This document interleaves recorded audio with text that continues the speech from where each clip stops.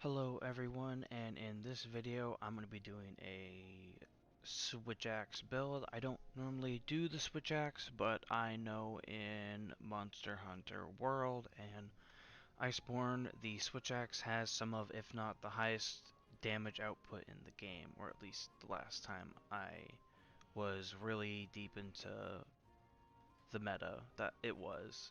I don't know if that's still the case, but I do know that the Switch Axe is really good at dishing out damage, especially if you can get your combos going and you can time your invulnerability frames on your side steps and your rolls. So for the Switch Axe itself, I went for a pretty simple one to make. You get it pretty early on in Iceborne. It is the Nargacuga Switch Axe, the Knight's Crescent. This comes with a flat 20% affinity, which is always nice. Its raw isn't anything special, but it also comes with a power file, so you don't have to worry about elemental weaknesses. When using this is kind of an all-rounder build. For the charm, I went with the handicraft charm because with the Nargacuga Switch Axe, you go from a tiny bit of sharpness and a tiny bit of white to a very decent chunk of purple sharpness.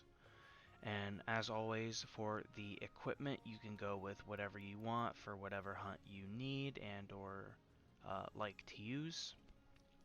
For the equipment itself, like the armor pieces, we have the Young Garuga Helm A. This is for the critical eye.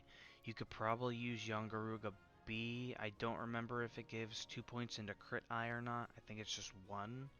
So I went with the Alpha Helmet for the extra point and crit chance. I find it worth losing a little bit of extra decoration slots just to get the 1 point, if uh, at least for myself.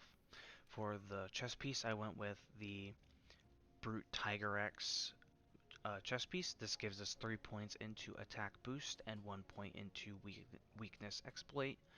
I use this chest piece a lot just because of the stuff it gives. I think is really good for uh, for what it is. For the gloves, we have the Teostra Van Braces B. This gives us another point into weakness exploit and heat guard. Obviously, heat guard isn't something we're actively going for, but it's a nice little boon to have on the side if you ever find the volcanic regions. Next, we have the Ruiner Nergigante Waist. This gives us 2 points into attack boost and 1 point into earplugs. The earplugs, as with the heat guard, isn't something we're actively going for, but it's just a little boon to have on the side. We're mostly there for the attack boost. For the Greaves, we are using the Jan Garuga Greaves B. This gives us 2 points into crit eye and some really good decoration slottage. For the decorations themselves, we are going with a critical boost jewel in the helmet. This is so when we do crit and we are sitting at a comfortable 55%, so a little bit more than half of our hits with the Switch Axe will be critting, and because the Switch Axe hits pretty fast, we'll be critting hopefully a lot. At least that's the point of this build. So the crit boost is just a really good damage increase all around. If you can slot in at least 50% crit chance, I think critical boost is always worth taking if you can find a place to slot it in. Next, we're going for a Shaver Jewel or the Clutch Claw boost. This just makes it easier to wound a monster part, so you hit a little bit or you crit a little bit more often.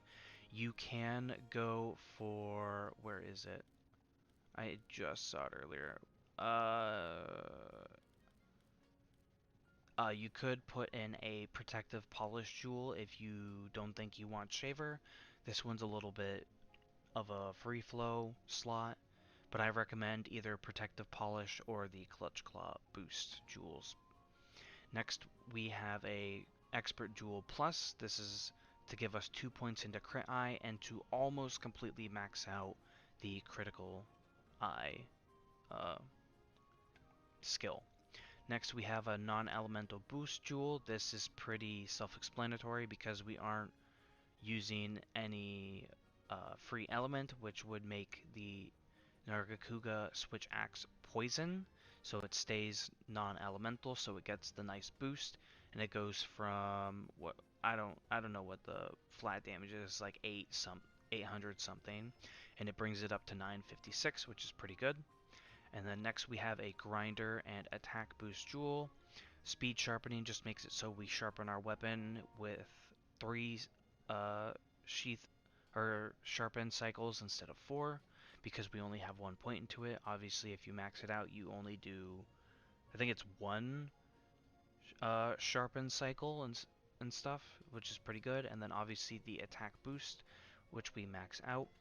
This last attack boost jewel you could swap out for another crit jewel, which would bring our crit chance from 55 to 60, but I prefer the flat attack to the crit since our crit chance is already above 50%. Next is another attack boost jewel, and it also gives us slinger capacity. The stone thrower isn't something we want necessarily. I mostly just took it because of the attack boost. If you have a different combo jewel that gives you attack or crit, you could use that. And then for the last 2 slots, we have evade window. This is so when we're hitting the monster constantly with our switch axe, we have a little bit of a safety net if we need to do a sidestep or a roll, so that way we can keep up the offense as much as we possibly can. This build was pretty self-explanatory for the most part. It's just a simple build, something really easy to get and kind of straightforward. Obviously the equipment is more on the end game side, but you could probably substitute a lot of these for more early game focused equipment other than the switch axe, which you get pretty early on into Iceborne. So I thank you all for watching. I hope you have a wonderful day, evening, or night, and I will see you all in the next one. Goodbye.